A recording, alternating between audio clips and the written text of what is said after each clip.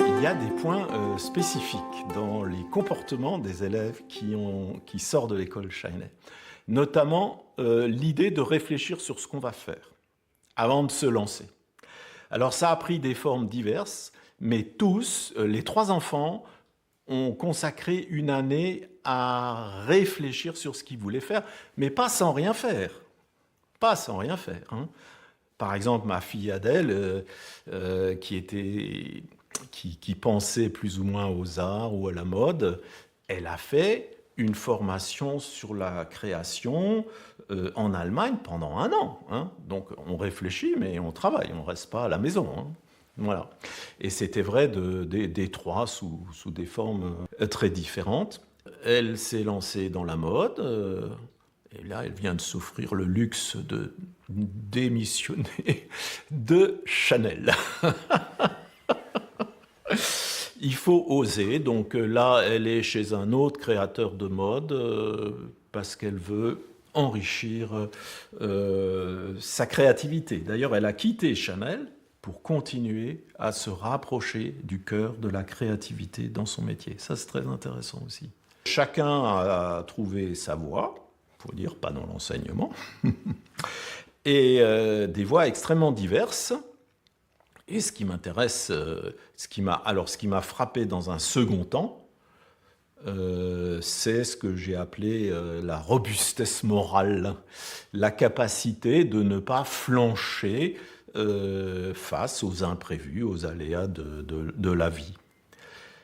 Et cette robustesse morale, pour les parents, mais quel soulagement!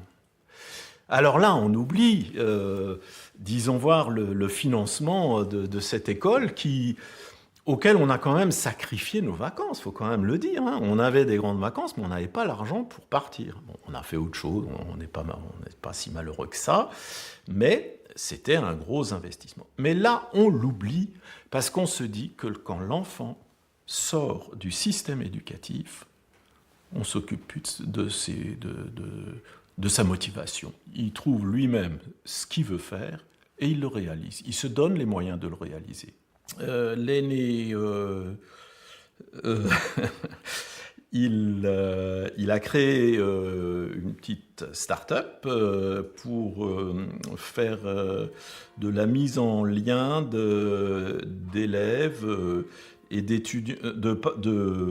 d'élèves en leçon particulière et d'étudiants de haut niveau. Là aussi, ça va pas sans difficulté, mais il est autonome, il gère ses capitaux, voilà, je suis très impressionné.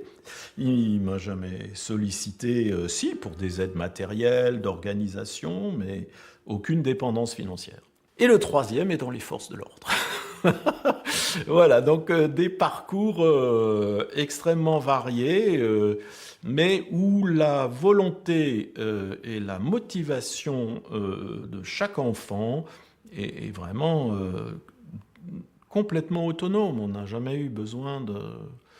Et par exemple, pour le dernier, pour Léon, je crois que, parce que lui-même était en passe de réussir une brillante carrière commerciale, parce qu'il avait réussi à un master de commerce franco-allemand.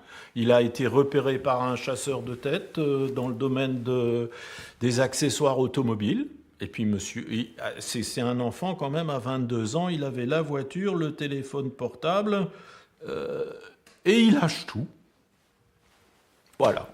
Il lâche tout, et ce qu'il est allé chercher dans une formation assez inattendue, c'est entre autres le rejet de la concurrence, de l'idée de la mise en concurrence des personnes.